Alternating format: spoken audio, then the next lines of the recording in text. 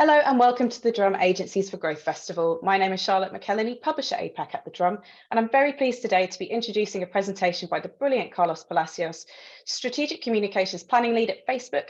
Welcome to the virtual stage, Carlos. Hey, thanks for having me. I'm really excited to be here. Our pleasure, Carlos. As I understand, we're about to hear a presentation about Facebook's approach to accelerating brand building and how agencies can use this to grow theirs and their clients' business. Is that right? Yep, you've absolutely nailed it. We've been working really close with agencies on this, and I'm really excited, and I really look forward to sharing it with the Drum's audience now. Fabulous. In that case, I won't keep you any longer, so thanks again for joining us, Carlos. As just mentioned, I'm going to talk about how brand building can help business growth.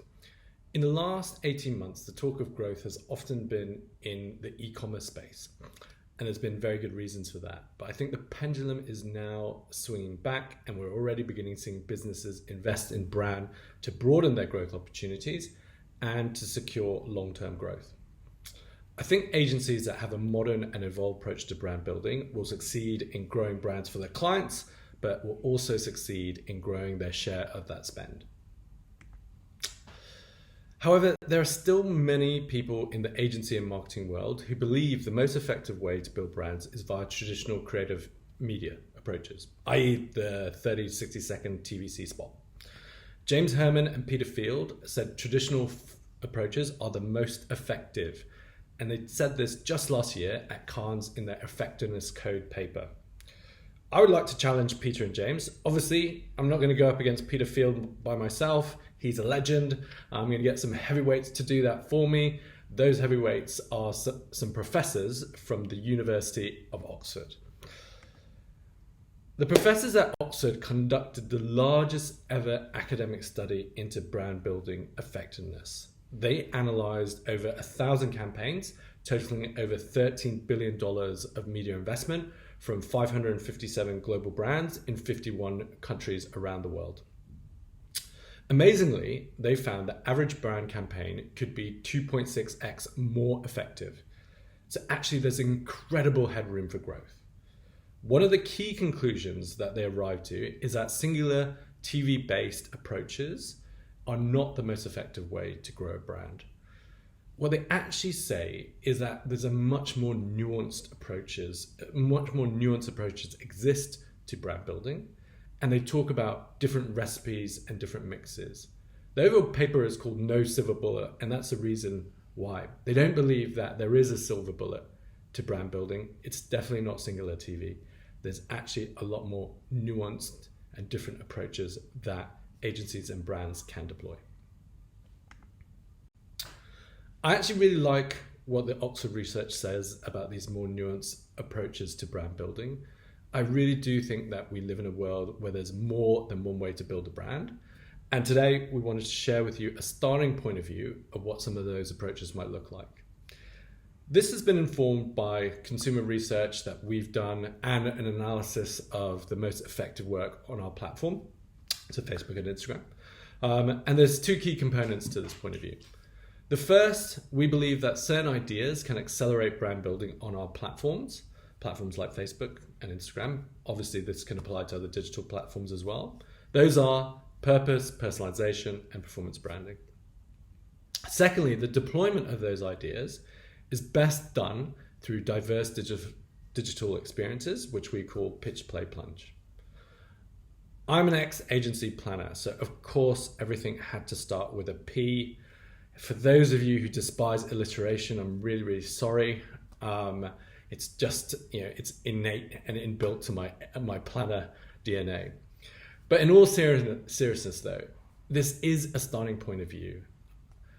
These are based on what we observe work, but in reality, it's up to agencies to blend the right effective mixes and the right effective recipes for individual situations for certain brands and for certain clients. Let's talk about these elements in more detail. Firstly, we're going to look at purpose. At Facebook, we actually tend to call this meaning, but obviously that didn't start with a P, so I couldn't possibly have used meaning, but the space is the same. Purpose, meaning, we're in the same ballpark.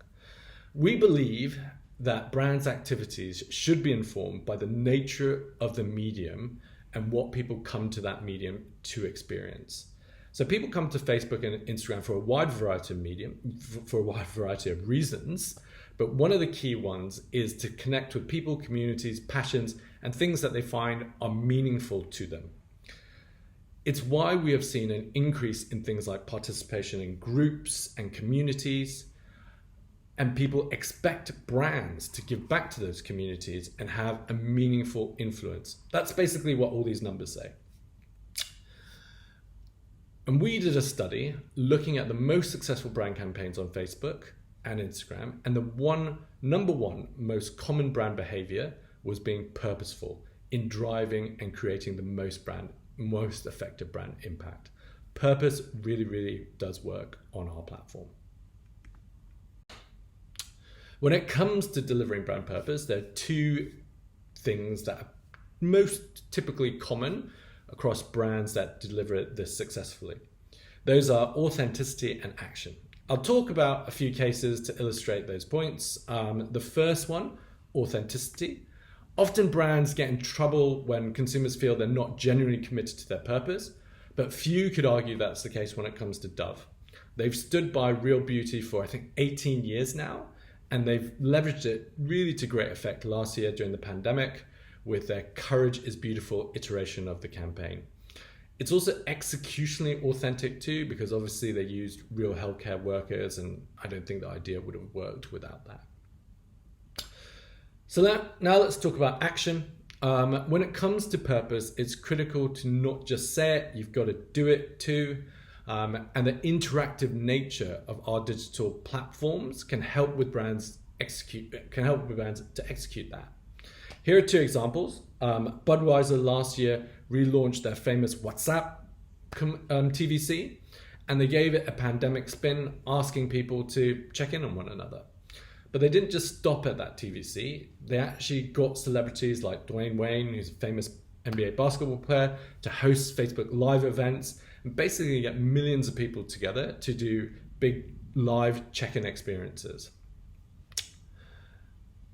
The final example is from Stay Free, who launched a chatbot with one of the biggest female influencers to actually help young girls normalize the conversation around menstruation. The chatbot was a really, really great utility that was actually helpful, that actually brought their purpose to life in an active and real, meaningful way. So, in summary, when it comes to delivering purpose on our platforms like Facebook and Instagram, authenticity and action are absolutely key to being successful in those areas. On to the next accelerant and approach, personalization. People have told us in many studies that they prefer relevant, personalized communication, but they absolutely, and it's most critical, that it needs to be done in a privacy respectful way.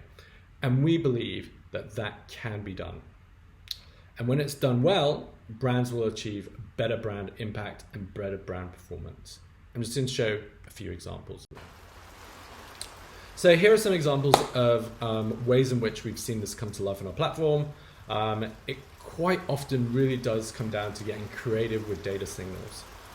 The first example is from Uber. Book Life with Uber was an incredibly successful campaign in India where users were encouraged to book rides with Uber and go and experience something that was relevant to them based on their interests and location. So for example, if I was into nature, perhaps I'd get shown a good spot to watch a sunset, and then literally you could click now and book your Uber to it. Or if I was a foodie and I was into, then I might get a recommendation to go to eat at a famous Michelin star restaurant in my city.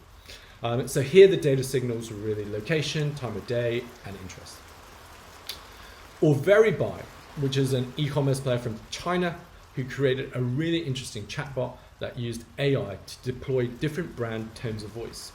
So depending on how you interacted with the chatbot, they deployed different tones of voice that were relevant to you and relevant to your experience.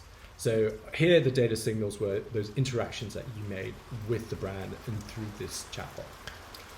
Well, the final example is from McDonald's, who use environmental and geolocation data signals to promote McDelivery when it was raining. So obviously, McDelivery and McDonald's delivery becomes more relevant for you if it's raining and you don't want to walk to or go out of your house, and it's much more effective to use McDelivery to get that McDonald's delivered to you.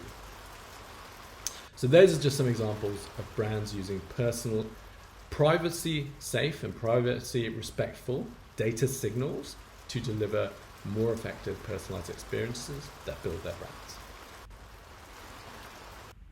The next accelerant we call performance branding. It also goes by the name of brand and direct response, or brand DR, if you like an abbreviation. It comes from the fact that consumers don't see much separation from brand versus sales activity. If they like a brand, quite often they'll want to buy it immediately. The brand and the data that you see here shows that that's pretty consistent around the world. People are willing and want to action on brand communication. And as a brand, why wouldn't you want that? In digital, given how prevalent e-commerce is, it's now possible to do activity that drives both brand and sales at the same time. Let's look at a really, really great example of this from Sephora.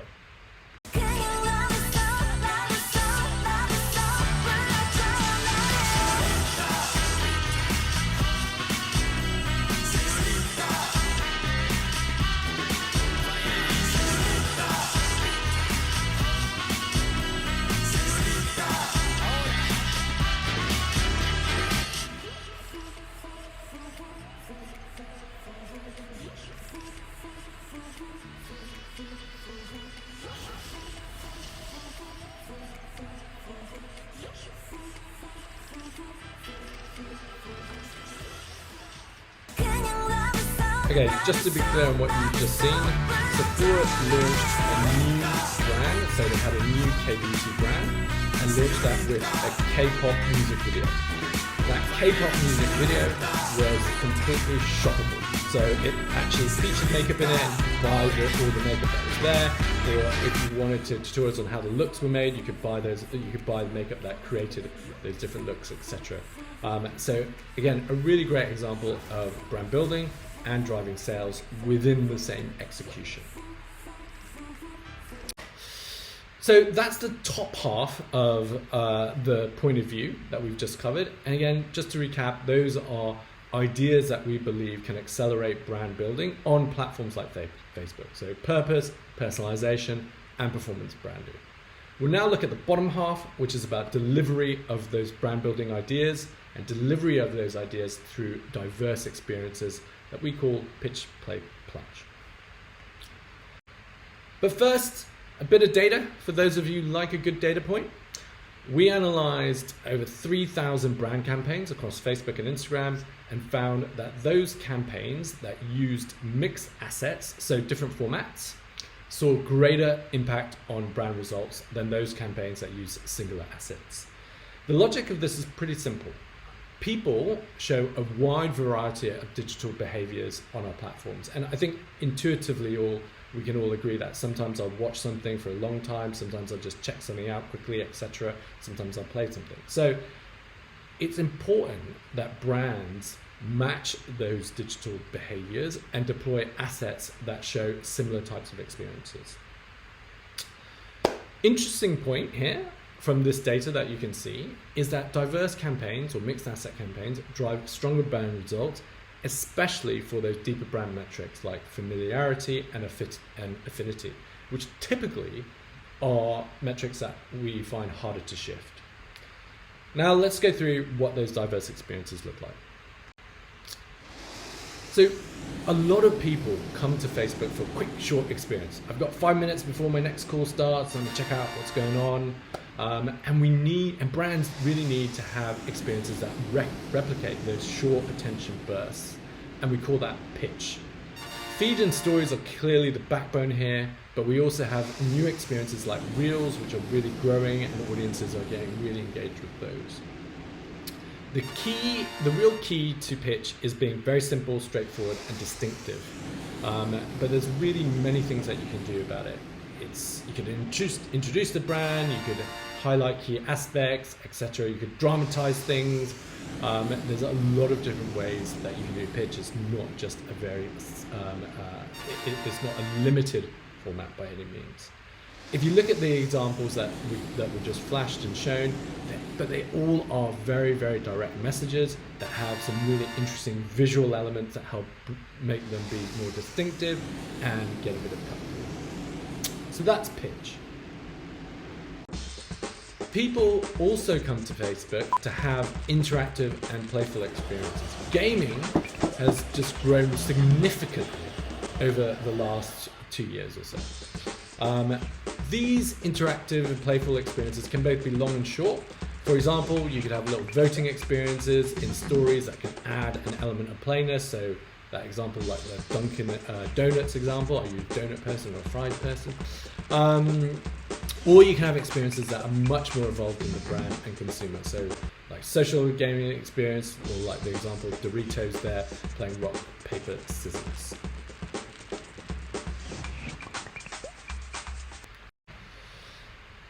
And lastly, we have plunge, which is really about longer, deeper, more immersive experiences. And there's some really, really exciting things happening in this space.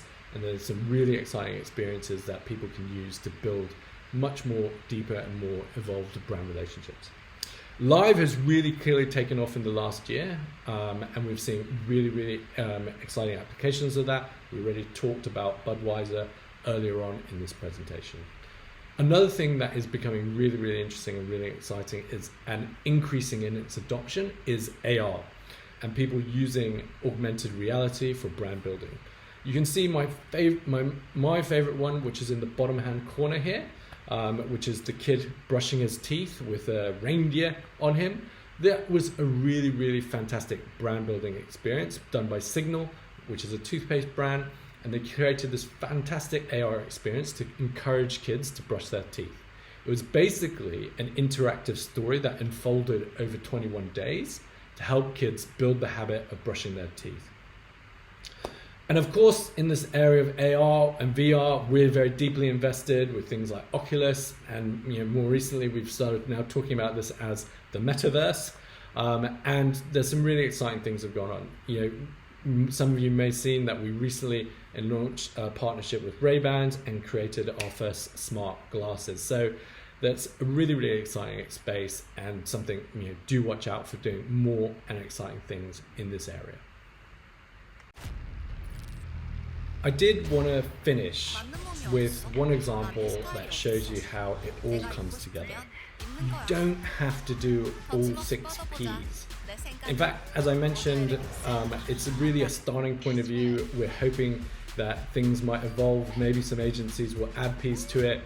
Maybe let's not try and get to 10 Ps or anything outrageous like that. But things are very fluid. But it really, really is about picking the right ingredients for your brand. And here's an example from Andara, which is an active wear brand in Korea who launched a purposeful body campaign, Leggings for All. So they took that purposeful campaign and they delivered it through short videos, pitch, and playful interactive stories whereby you could do polling. So that was the play, and they created deeper, more immersive live and watch experiences that featured some of their remarkable brand ambassadors that were authentic women who brought this purposeful campaign to life. So again, they haven't used all the Ps. They very clearly created a purposeful campaign and delivered it in very choiceful and selective pitch, play, plunge assets and experiences. And that wraps up the point of view. We hope that this was useful. We hope that it's helped agencies think about how to help their brands grow in today's modern media landscape. Again, it's a starting point of view. We're really up for collaborating with agencies and clients to evolve this together and build it into something that increases in its usefulness and utility to agencies. Okay, that's it from me. Back to you, Charlotte. Thank you. Thanks so much for that, Carlos. That was really, really interesting. Now I have one question. What would you suggest our agency audience do as a next step if they're inspired by what they've seen today? Great question. Okay, a couple of immediate things that you can do. The first one, we will be sending out the presentation afterwards in a follow-up, so you can download it, spend some time with it, read it, think about it, get inspired by it. The second thing for us is really a call for collaboration. As I mentioned during the presentation, it's really a starting point of view about brand building and brand growth. We don't have all the answers worked out. It's definitely going to be a journey for us to work out all the answers, and we can't do it alone. So we'd love to partner with agencies to do it. So get in touch with your Facebook marketing reps, get in touch with me, and we'd love to collaborate with more agencies in this area of building brands for growth. Lovely stuff. Yeah, great. I mean, sadly, that's all we have time for today. So I just want to say thanks again to Carlos for being a great speaker, and for Facebook for coming along for the ride and supporting agency growth today.